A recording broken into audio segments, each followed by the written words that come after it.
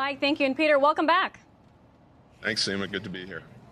You had an interesting earnings call where you made a distinction that I wanted to point out. You talked about how the effect of Omicron on your results was less about consumers fearing COVID and more around the lockdowns and flight cancellations that we saw in December. Does that tell you that consumers' perception around COVID is changing? What does that tell us about the broader recovery in travel?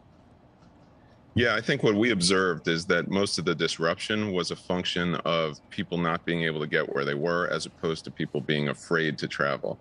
There were obviously border issues with traveling internationally.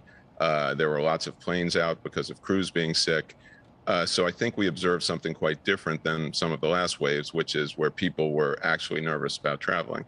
I think what we've seen is as Omicron passed so quickly and trends have come up again, it's pretty clear that people are not afraid to travel. They're not concerned about their health. Obviously, Omicron has been more mild, thankfully. So I think, people respond accordingly, and we're seeing a lot of demand. And I think as these disruptions go forward, assuming COVID doesn't get worse, I think people have basically become accustomed to the danger and the risks, and they're comfortable with it. And we're reaching a new stage, really, of COVID and of travel in COVID.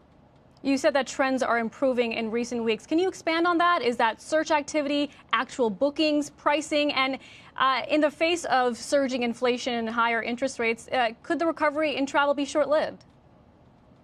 I doubt it. I mean, there's a huge pent-up demand for travel. And what we've observed over the last few years is people have spent a lot of money on things and underspent travel, of course, because they couldn't travel. And I expect that there will be a reversal in that people will have plenty of capital. They've saved a lot of money over COVID, and they haven't been able to travel as much. So we think travel will be fine.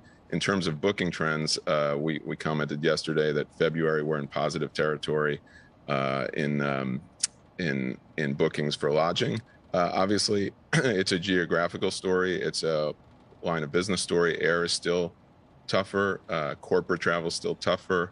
APAC and EMEA, EMEA's fine. LATAM is still trailing. So it's a little bit of a story, but in Western Europe and the US and North America, we're seeing a strong recovery post-Omicron wave. And I expect that to hold. Probably we'll see more waves, but I think the world will deal with them much more modestly than they have before.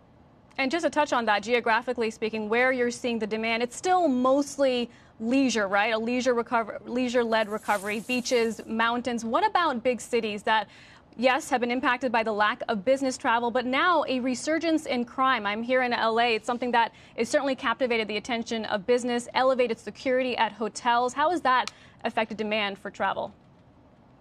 Yeah, I think what we've seen so far is that when borders open up, we saw it in the UK, which was an early Omicron victim and came out of it earlier. We see searches for international cities out of the UK rise dramatically. Same thing happens in the US when international is open. So I think we'll see that come back. And, we're starting now finally to see businesses opening up. Some of the banks in New York have gone back to work. Other companies will go back to work. We will go back to work. So I think cities will, reignite. I think travel to cities will definitely reignite. And the more things that are open in cities like the theater in New York, the more people feel comfortable in museums in Europe, et cetera, and restaurants are open. I think the summer will boom in big leisure cities around the globe.